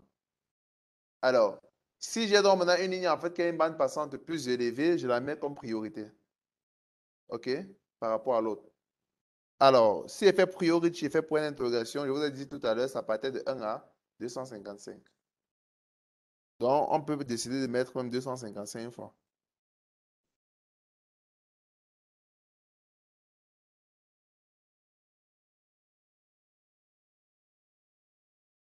C'est bon? OK. Maintenant également, on va configurer le print. À quoi sert le print? Le print permet en fait à dire à un groupe GLBP, une fois ils sont déjà fonctionnels, s'il y a un routeur qui vient s'ajouter dans le réseau et qui a une valeur de priorité supérieure, il sera obligé d'attendre un nouveau calcul en fait pour pouvoir être élu. Et non parce qu'il vient d'être ajouté, on va le considérer directement en fait comme le routeur actif. Parce que même un pirate peut arriver dans le système et faire quoi? Connecter son propre routeur pour en fait déjouer tout le trafic et pour mener en fait une attaque de l'homme du milieu. On se reprend? Bon, je pense qu'on pourra s'arrêter là. Ou on peut encore mettre dans la description, c'est pas nécessaire, hein. On peut laisser ça comme ça. OK. Faisons do right.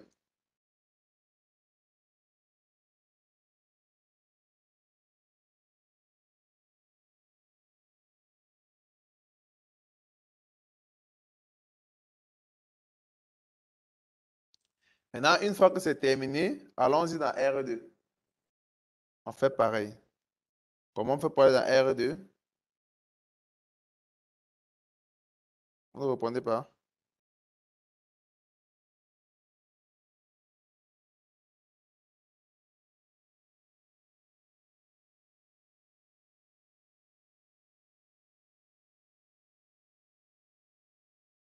En configuration globale, je positionne ici sur l'interface G00.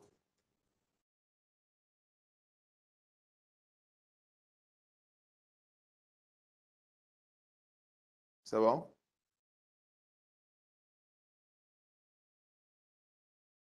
On peut aller? On fait, on fait également GLBP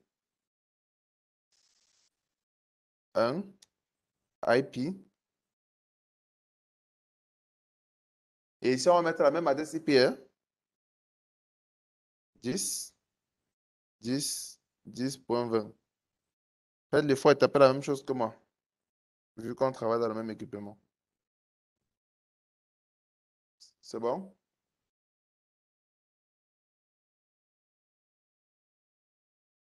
GLVP1, IP, euh, Priority.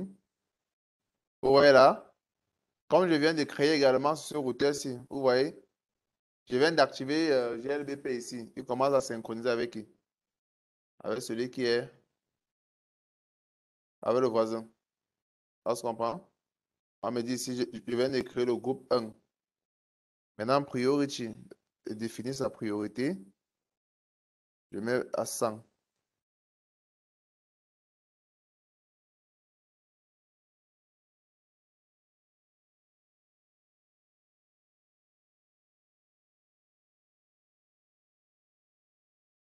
Vous voyez qu'en fait, en termes de configuration, la plupart du temps, ce n'est que deux commandes.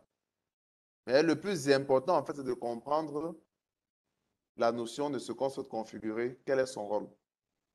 On se comprend? Parce que les commandes en elles-mêmes, en fait, parfois c'est une commande ou deux commandes qui permettent d'activer un élément.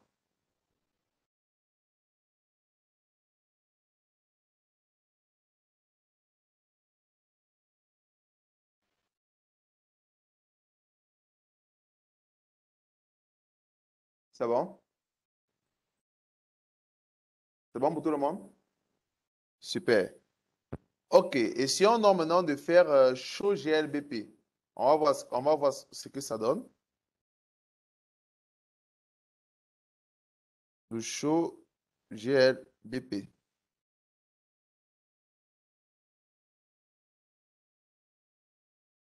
C'est le résultat en fait que GLBP nous donne. Et c'est un peu d'interpréter, hein. On a créé GLBP, le groupe 1. Quel est l'état du routeur R2 sur lequel nous sommes? Vous voyez? Qu'est-ce qu'on a dit? Il est en stand-by, n'est-ce pas? Parce qu'il y a une personne qui est comment? Qui est active. Et qui est actif ici dans notre topologie. C'est le routeur R1, non? C'est ce qu'on a configuré tout à l'heure, non? C'est dû à partir de quoi? La priorité. On a mis la priorité de R1 à combien? 255. Et la priorité de R2 à 100. C'est donc pour ça que R2 lui est en stand-by. Je pense qu'on a eu à expliquer ça au lieu de manière théorique. Alors, maintenant, quelle est l'adresse IP du routeur virtuel que nous avons désigné? Point 20. C'est ça ici, n'est-ce pas? Alors, bon, ça, sont les messages de hello et le hold time. On va expliquer ça lorsqu'on parlera de EIGRP. Ça fonctionne pratiquement de la même manière. Bon, la priorité par défaut est à 100, oui. OK. Voici donc les adresses MAC. Ici, local.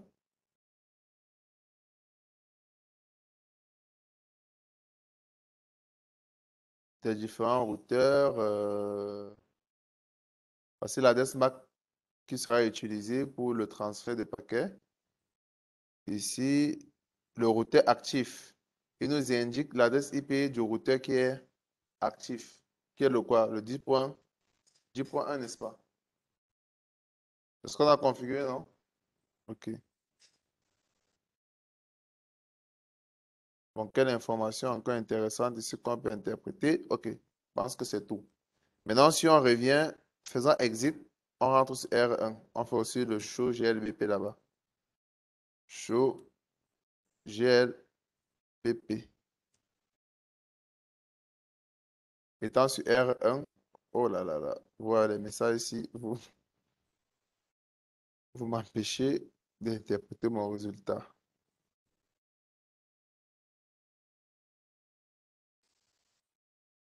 Je suis encore sur R2, exit, ok, R1, show GLBP.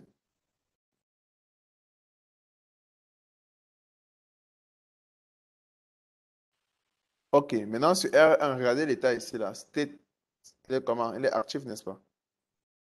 Bon. Qu'est-ce qu'on peut, on peut encore regarder comme élément qui sera différent de l'autre, la priorité qu'on a configurée.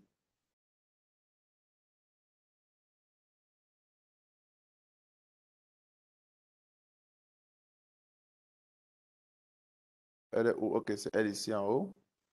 C'est la priorité. 255. Je pense que c'est bon. On peut maintenant passer au test. Malheureusement, je ne pourrais pas tester. Sur en ligne, là, vous allez essayer de tester chez vous ce packet 3 ce que vous allez configurer. Parce que si je me connecte, je serai coupé d'Internet. On se comprend? Donc, vous allez configurer vos adresses IP conformément à ce réseau-ci. Je ne vous dis pas comment vous allez configurer. Donc, celui qui ne saura pas configurer sa carte, tant mieux. Quand vous configurez votre carte Ethernet conformément à ce réseau et vous mettez la passerelle par défaut conformément à l'adresse IP qu'on a définie comme passerelle par défaut. Vous avez 5 minutes pour le faire. Après, on va essayer de couper les liaisons pour faire les tests.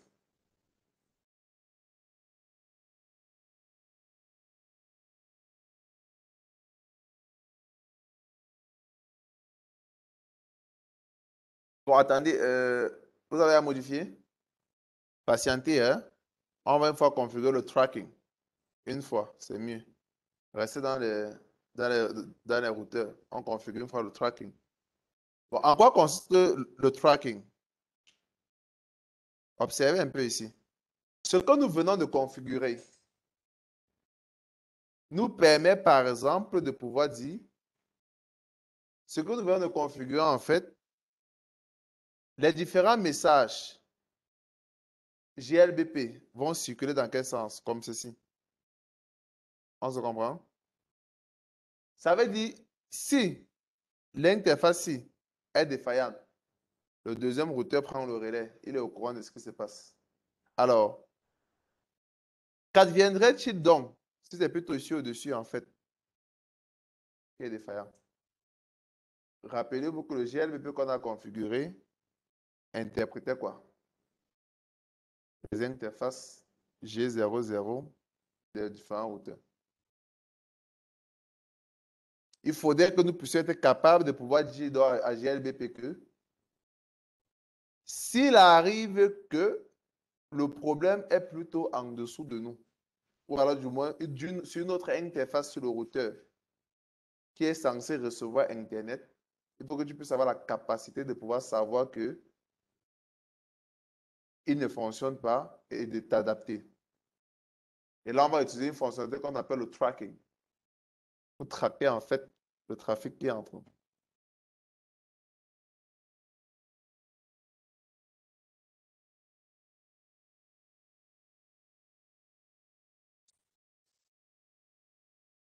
Hmm. Un peu ça, mais l'expression intelligence, comme si c'était d'abord bête.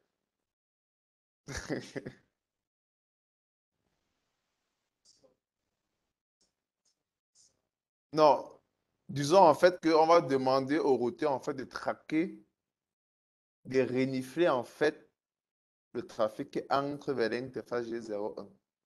Et telle enseigne que si G01 a certaines difficultés, ça peut être que l'Internet ne passe pas, ça peut être qu'il est encombré, du moins, dès qu'il sent qu'il a une certaine difficulté, fait basculer le trafic tout de l'autre côté. Là, ça permettra donc maintenant que le trafic qui va sortir vers le bas, on a pu perdre le temps à chercher à vouloir acheminer par G00. Parce que si on laisse cela, l'interface G00 de ce routeur va prendre le trafic. Mais à ce moment de faire sortir ça là-bas, il ne pourra pas et il va perdre les paquets. En ce moment.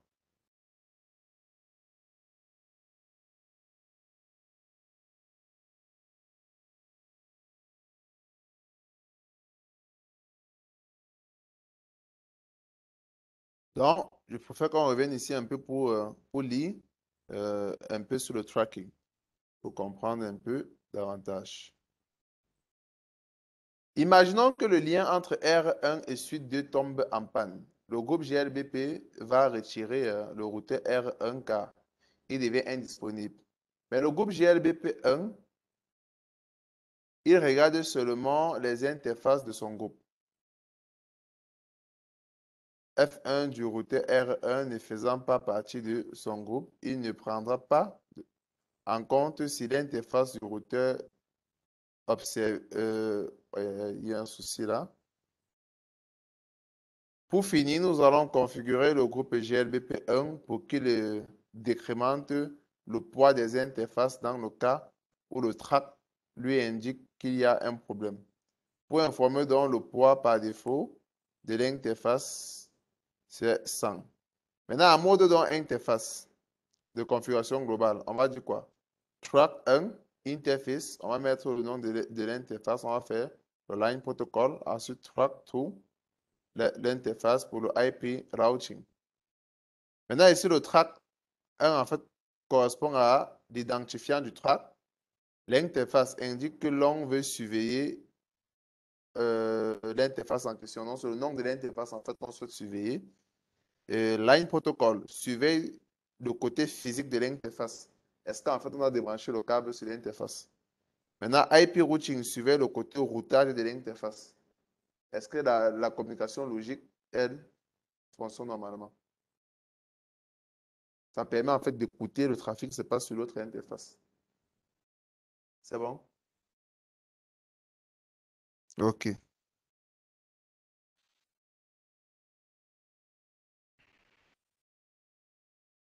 Donc, ici, on va faire exit sur R1.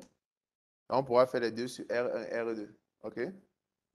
En mode de configuration globale, allons-y, on fait track 1, interface,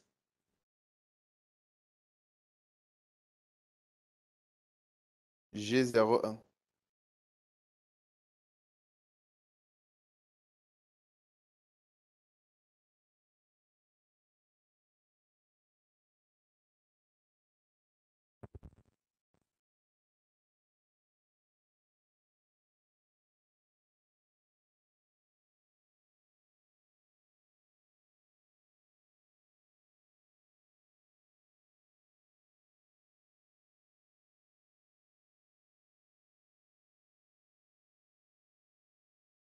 IP routing,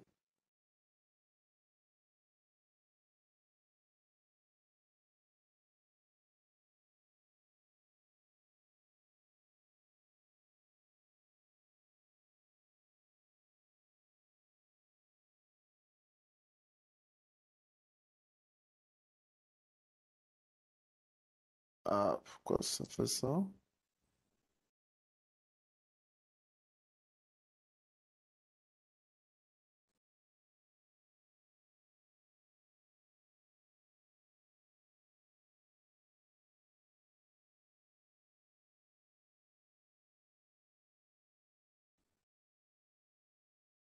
Ah, OK. Parce que là, nous sommes en sous-mode de track, en fait. Vous voyez? C'est pour ça, en fait, qu'il rejetait mes propositions de tabulation. Ça, quand il tabulait, en fait, il rejetait. Parce qu'on était en sous-mode de track. On se comprend? Line protocole. On valide. Bon, ici encore, il y a quelques éléments on peut modifier à l'intérieur, le délai et tout, comme ça. Bon, là, on va laisser comme ça. On fait du right.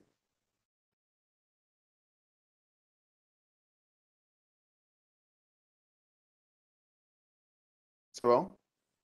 OK, si c'est bon, on va passer au test.